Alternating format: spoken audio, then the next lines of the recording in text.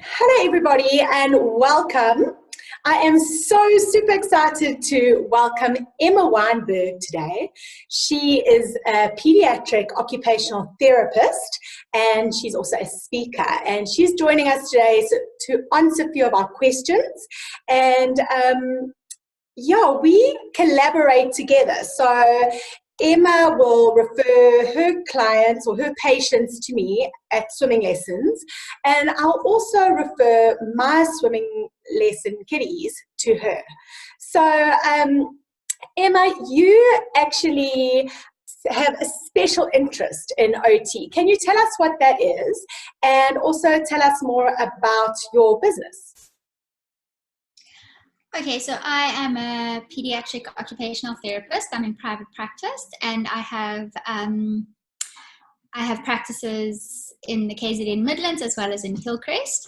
And we have got a special interest in sensory integration therapy as well as in hippotherapy, which is occupational therapy on horseback, which is really awesome. Was that all you asked me? Yes, that's absolutely fine. So we work together on quite a few kiddies with different needs. And as swimming teachers, we often see these kiddies in our classes. So I'm going to mention a special need, and if you could just explain to us or for us and give us tips on how we can help these kiddies in the water and in our lessons. Okay, so how about the child that refuses to get their hair wet? Okay, so with regards to that, you might be dealing with a sensory difficulty. So the child might be a little bit tactile defensive, which means that they wouldn't enjoy the way the water feels on their face. Possibly if the water is cold, they might not enjoy the sensation of the cold water on their face. Something you could do beforehand is make sure that the child is relaxed and regulated and knows that they're safe. What often works with a tactile defensive child is giving them control over the situation. So if you give them a cup of water and allow them to pour it over you a few times so that they see that it's a safe experience, and then allow them to pour it over themselves if they will. But usually with the tactile sensitivities, we use gradual desensitization. And then another tactic would be giving them deep pressure around their face. So just rubbing their face or getting them to rub their face like this so that they're regulated, and they might be able to tolerate the water on their face then better. Yeah. Okay, and so just leading from there, some kiddies really battle to put their head right under the water, or they just don't want to do it. So they'll think almost that they are putting their head under, but it's actually just a little bit of their face. What can you suggest then? So it could be for a number of reasons. Again, it could be linked to the tactile defensiveness, but it also could be linked to a child that struggles to plan, or So a child that struggles with other senses. Vision is usually the sense that children use to compensate. So you might find that the child feels that when their face is underwater, that their vision is obstructed and they don't feel safe because they can't see anything. So goggles could be something to try with kiddies like that. I don't know if you see a difference if you use goggles, because that way you're not obstructing their vision, so they're still able to use their vision. Whereas if you eliminate their vision, they don't feel safe because they rely so much on that vision because their other senses are not working properly. That really makes sense. Often, especially when we're doing water safety lessons, we're quite aware of not encouraging goggles, especially to the kiddies that, they need to just be confident in opening their eyes underwater. But I suppose, as you're saying, we need to take each child on a one-to-one basis, on an individual case. And maybe just adding those goggles will help them a lot. I think with those specific children, if that is the reason, some children might just be nervous and you just need to push them a bit. But I think recognizing which kiddies do struggle in that respect, giving them the goggles initially so that they realize that having their head underwater is a safe space. And once they feel safe and confident with putting their head under, you should be able to take the goggles away, and then just encourage them and show them that it's no different without the goggles and that they can still see and open their eyes. Yeah, goggles is always a tricky one. They often become very reliant on them very quickly. Of So I course, suppose yeah, it is just finding that balance. So now, absolutely. have you found any difference in children nowadays with low muscle tone? Okay, so yeah, so swimming, because you have to maintain that like straight posture for so much of the time that you're swimming, and you've got to control your legs at the same time and your arms at the same time. We call that position prone extension, and when the child's on their back, it's called supine flexion. So both of those postures help us to integrate the tonic labyrinthine reflex, which we need to integrate in order to have adequate postural tone and also coordinate our movements. And they also help us to integrate our symmetrical tonic neck reflex, which we need later on for so many different things. So swimming really, really does influence postural tone and muscle tone. So with our kiddies that have low muscle tone, we see very positive results in them if they're doing swimming as well as OT. Okay, so that child that seems to have no coordination, how can we help them in the lessons? Okay, so with your kiddies with poor coordination, you're usually looking at discrimination difficulties. So the chances are that your kiddie is struggling to discriminate their proprioceptive and their tactile and their vestibular input. So they're not able to filter out what's relevant and what's not relevant. So waking up those systems before you start could be really, really good. And then they usually struggle with, so I'll talk about waking up those systems a bit later. But they also really struggle just with having the idea of what their body needs to do, planning it out, and then executing it. So really breaking it down, like super, super step by step, instead of saying, okay, you're going to do froggy legs, for example. They're going to be like, oh, okay, what is froggy legs? What do I actually need to do? So practice the step by step. I don't know, you would be able to break it down better, but I would say like opening and closing your legs, bending and straightening your knees, so that all the movements within that big movement are broken down, and then slowly but surely putting them together, because the child really struggles. So like even a child that struggles significantly with coordination, if I tell them to jump, they're going to look at me as though I'm like crazy, and you'll be like, okay, so we need to lift our feet off the floor and put them back down again. You literally have to break it down because they just can't plan what they need to do with their body. So you need to let them know until those movements become automatic. I think that is such a valid point. Sometimes we forget that we actually need to break things down and how important that is. We forget the reason behind actually breaking those steps down, and especially that someone isn't progressing. Actually, we need to go back to the start and make sure that we break those steps down even further so that they've mastered each step, rather than expecting them to do the whole of the froggy legs, which breaststroke legs, you've picked one of the most difficult things to teach. So even just at your freestyle kicking would be hard for a kiddie to do if they struggle with coordination. So really just focusing on moving the two legs separately first and getting them to master just moving the two legs separately and sitting, like so that they're not having to focus on stabilizing their core, they're not having to focus on what they're doing with their arms, they're not having to focus on the fact that they can't see because their eyes are obscured. So even just getting them to sit on the edge of the pool, not even in the pool, and just get them to dissociate those movements, dissociate between the two legs, and be able to move them independently of one another. Absolutely. So eliminating all that stuff. Absolutely. Yeah, no, that totally makes sense. So on the idea of the freestyle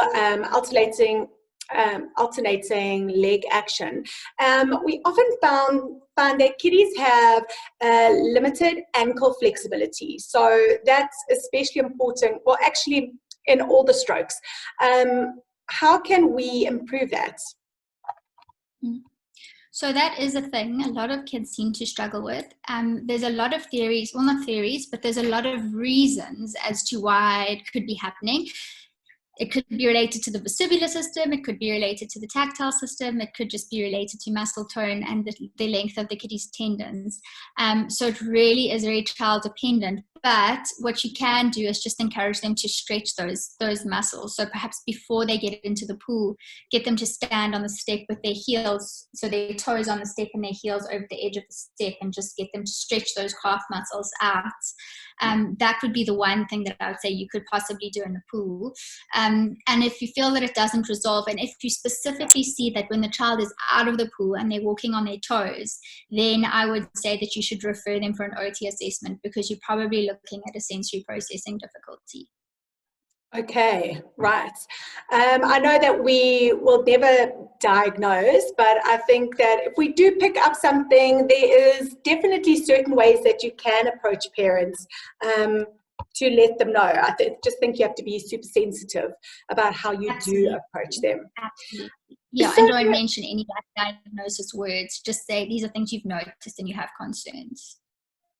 So moving to the hyperactive child. So I know that many of us have to deal with these children in our lessons, and it makes for really interesting lessons.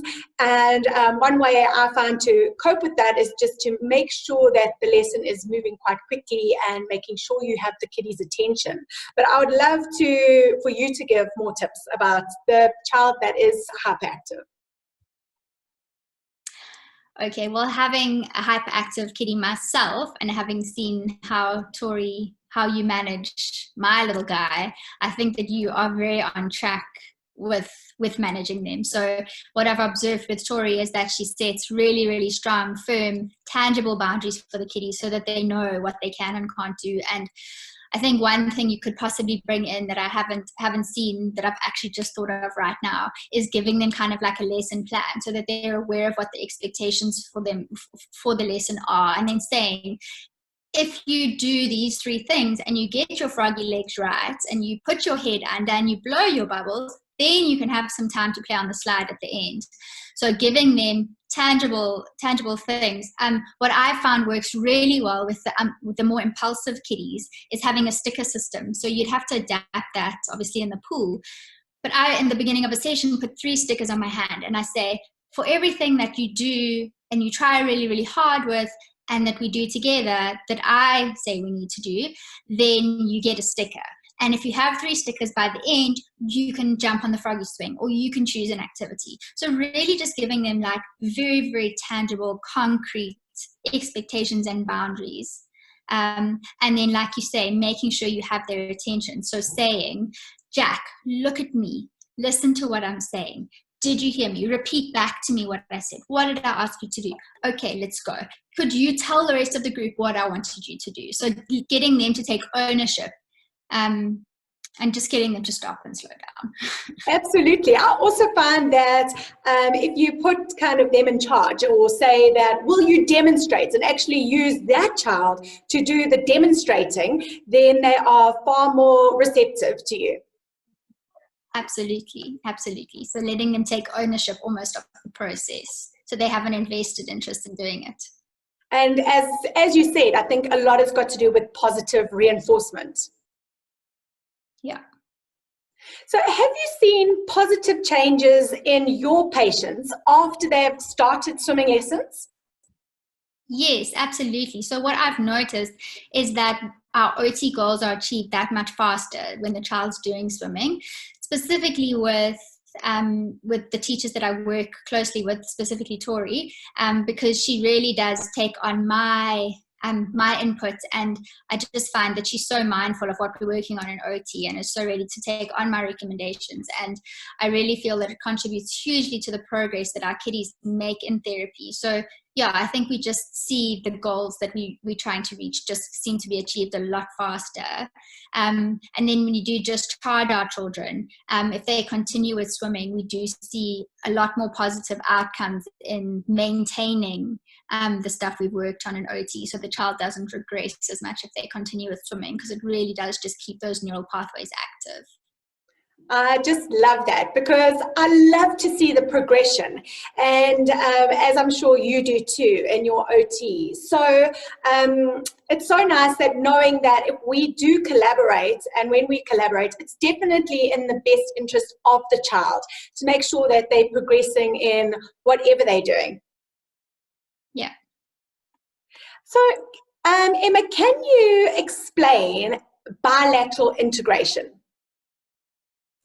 Okay, so bilateral integration is coordinating both sides of the body in a functional way. So for example, a really, really good example of bilateral integration is cutting. So with cutting, the child has to turn the page as well as coordinate the scissors. So they're having to do and think about two completely separate processes and move their hands in different ways in order to do the cutting. So it involves both sides of the brain. And what's so wonderful about bilateral movement, so moving both sides of the body simultaneously in a coordinated way, is that it formulates neural pathways between our two sides of the brain. And we need those neural pathways to be super duper strong for academic learning and to master skills such as reading and spelling and handwriting. And so we're working a lot on getting those neural pathways strong. And neural pathways are built through movement. So the fact that they're getting all of that bilateral movement in the swimming just makes those neurological pathways that much stronger and really just reinforces them in conjunction with the therapy that we do. So can you explain again why is it important to build those neurological pathways? So basically allows different parts of the brain to talk to each other. So for example, when you're reading on a page, you see a bee, just a very, very common example. You see a bee and it comes into the side of the brain, and then you've got little neural pathways and it jumps over to the other side of the brain and it comes out as a "b" when you say it, when you read the word. But if those neural pathways aren't strong, instead of having highways between the two sides of our brain, we've got like gravel potholed roads, and the bee goes in one side and then hits a pothole and comes out as a P or D on the other side. So that's a very typical example. So that's why we need to learn to bilaterally integrate the two sides of our body as well as the two halves of our body in order to build those neurological pathways into strong highways in the brain so that information can be processed and perceived in an efficient way for academic learning. And how does that relate to sensory discrimination and sensory processing, I suppose, as well? Yeah. So sensory processing is divided into two separate areas. So sensory discrimination is one, and sensory discrimination is our ability to filter what's relevant from what's not relevant. And very broadly, sensory discrimination affects our coordination. So if a child struggles with coordination, chances are they've got a sensory discrimination difficulty more often than not. And then you've got modulation, which is kind of like your volume and the intensity at which you experience sensory information. So for a child that's auditory sensitive, being under the water will be a really good place for them because they don't have to tolerate all the noise. Also because usually swimming is an individual sport, they don't have to worry about everyone else all around them, which can be quite overwhelming for a sensory sensitive child. They just have to worry about themselves. And then for a child that struggles with coordination, being on the land is quite hard. So if you think about, I don't know, a hippo, the way a hippo coordinates itself on land compared to how it coordinates itself in the water, because it's that much lighter in the water and there's less resistance, they're able to do movements that require significant amounts of coordination, but that they wouldn't necessarily be able to do on land because they're getting all of the information from the water around them. So it's like giving a blind person glasses. The water environment is so, it heightens all our senses, and you feel that weightlessness and buoyancy in the water. Yes. Okay, and then talking about modulation, we work together with a little boy and he is very auditory sensitive. So I know one thing that he loves to do is just going under the water or lying on his back with his ears under the water, and that kind of muffles the loud sounds. Can you give a little bit of feedback on that? Yeah, so the little person that you're talking about is very auditory sensitive, and like you say, when he's under the water, it just really does make the world a better place for him. So if there's too much noise, he literally experiences it as pain. And the world is quite a loud place, as you've discovered being around him. There's so much noise, and he really does struggle, and I'm sure you've noticed how much he struggles. And when he's under the water, it's more predictable, and there's nothing that can dysregulate him on a sensory level, so it's a pleasant place for him to be. Absolutely, yeah, no, and he just, one of his joys in his life is just coming to swimming lessons, which is so rewarding And and he talks about brings it. me so much joy. Yes, yes. And he talks about it in therapy sessions as well. So that's great. So, Emma, can you also tell us more about being tactile defensive and how we can kind of desensitize, if I can say that, in our swimming lessons? So a child that struggles with severe tactile defensive difficulties, my first point would be to refer for an OT assessment, specifically to an OT with sensory interests. And then, yeah, I think with the tactile kids, they struggle so much because their world is out of their control. They've got clothes that make them feel yucky. They've got people touching them that make them feel yucky. They've got all of this input that they can't control. So giving them some kind of control over the situation that they're finding difficult can be so empowering for them. So instead of forcing their head underwater, give them a cup to pour water over your head. And once they see that you're okay with that, encourage them to pour it over their own heads, and then slowly but surely show them that it's safe and getting them to have control. So put your head under just for as long as you want to. Okay, bring your head up again. So giving them control over the duration, and eventually you should see that once they see that it's safe and it's not that uncomfortable, they'll be more willing to try it. Oh, that is awesome. So now I want to also go on to say, if you can think of a lesson plan where we have like a warm-up and then the main body of the lesson and a cool down.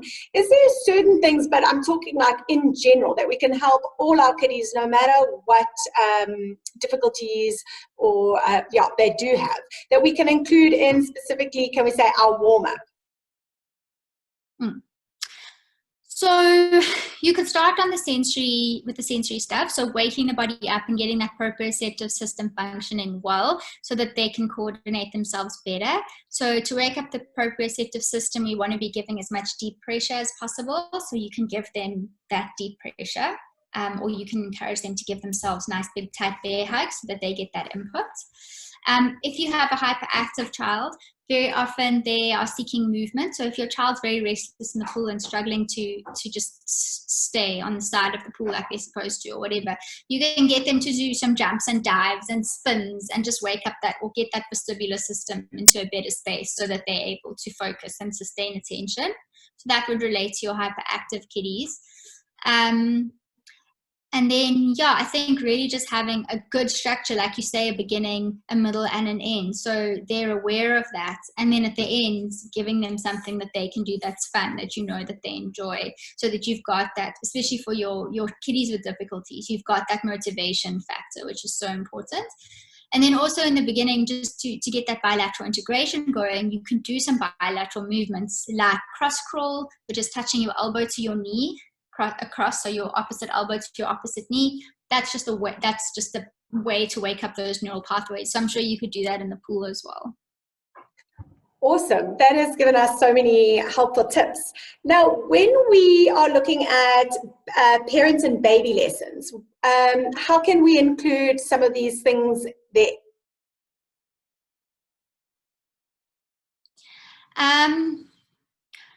So again, I think just in very similar ways, I think being mindful of the way the sensory system works. And I've actually got some really nice sensory principles that I send out to parents that explains each sensory system and how we need to modulate. So I'm very happy to send that out if your viewers just comment with their email addresses or something, then I can organize to have those sent to them. But just to understand the sensory system and be mindful of how it works, especially in our little people, because the sensory system is still developing, and sometimes they become overwhelmed or dysregulated by things that we can't understand because our sensory systems are fully developed. I think, just being mindful of where they're at and what they are experiencing on a sensory level. That is, you've given us so much to think about. I think that is amazing. Can you tell us more about your online consults and your what you sell online as well? Okay, so I have a website where we have a shop and we sell sensory tools. I can't currently think of any that can be used in the pool, but if anyone has got any requests, we could definitely look at designing something for the pool. But currently, yeah, we've got just some stuff that provides sensory input for the home or the classroom. And then we also do online consults as well as face-to-face consults for teachers and parents to give them strategies on how to manage sensory difficulties or coordination difficulties, or just special needs and behavior. So if anyone has got any specific cases or specific questions relating to any kiddies or diagnoses, then you could look at booking an online consult, which you can do from our Facebook page or from our website. Thank you so much for joining us today. Emma, is there anything else that you would like to add? No, I'd just like to say that I have so loved collaborating with Tori, and I think that the collaboration is so valuable. So if you do have an OT in your area, invite her for a cup of coffee once the lockdown's over, or have a Zoom conference with her with a glass of wine, and just get to know each other and how each other works, and just collaborate. Even your adult OTs, I think adults can also benefit so much from swimming. I think that swimming is hugely beneficial for any person, whether they have special needs or not. So that's what I was going to say next, about actually how do you suggest that swimming teachers approach OTs to, and just encourage them, or maybe try and educate them on how important collaboration is for the advancement of the kiddies or adults? So I think, generally speaking, OTs as characters are quite approachable people. And I think, if you just pop them an email or WhatsApp and just say, you've got some kiddies in your not your practice, your swim school, that you feel possibly have some OT needs and you'd love to discuss them with the OT, or you'd love to get some tips on how to integrate some sensory stuff into your lessons, I think the OTs will be super willing to help and to collaborate, because we're always looking for people to collaborate. So with. So just pop them a WhatsApp or an email, and I'm sure that they'll be happy to collaborate with you. Well, that has definitely been my experience. And if you are just open and friendly, like most swimming teachers are, I'm sure that you will find an OT that is really open and wanting to collaborate with you too. So I just wanted to give a quick recap on what we've discussed today. And if I don't cover everything, Emma, please just jump in and add whatever you think is also valuable. I have just got so much out about just including certain activities within our lesson plans, and actually even telling the children what the lesson plan is going to be, so they have clear expectations, and just emphasizing how important positive reinforcement is. I think that is a big one. And just really taking each individual child into consideration, and just having the patience and love for each child, that what they are experiencing and what they are going through, no child develops at the same pace, and we've just got to just be accepting and willing to adapt our swimming lessons, no matter how difficult that may be, to accommodate each individual child. And I think what's so valuable as well, I attended a talk done by a colleague of mine last year called Loving the Unlovables. And I think so often we come across kids, I do in my practice, and I'm sure you all do in your swim schools, children that you just get so frustrated with them, and you just can't find anything to love, and you dread the lesson, and you know that you're going to be so exhausted by the end of it. And I've just made it my mission, when I do come across one of those kiddies that I just clash with, whether it's personality or whether they just push my buttons, I need to find something with that child that I love. And it's worked so well for me. I have to say that the children that I struggled with the most in the beginning are the children that I love working with the most now. So really just learning to love those unlovables and finding something within them that is lovable, because there always will be something that's lovable.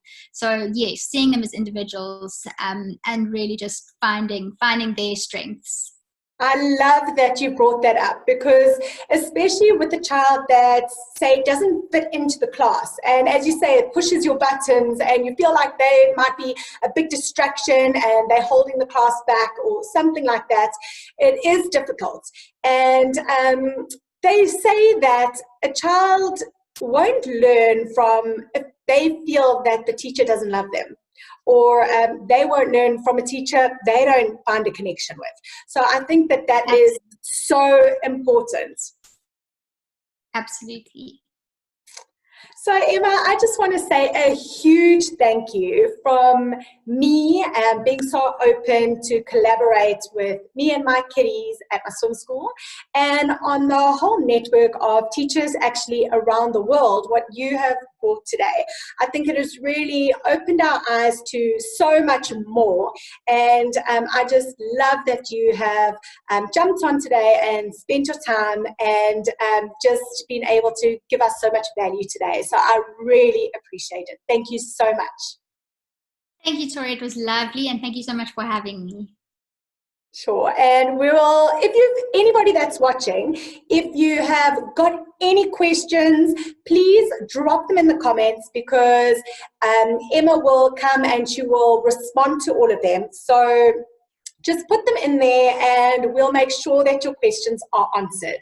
And thank you so much for watching this video. If you have enjoyed it, please like it, share it, tag your friends if you think they'll get value out of it. And I'm also going to put the link for Emma Wijnberg Occupational Therapy in the comments below. So make sure that you like and follow her page and visit her online store. And as she says, she's always open and willing. If you need to have a consult, and she will set up a Zoom consult with you and answer any questions that you have. So I just want to make sure that you know that the communication channels are open, so please feel free to jump on in the comments. Thanks again, Emma, and I hope to catch up again with you soon. Thanks, Tori. Have a lovely day. You too. Cheers. Bye.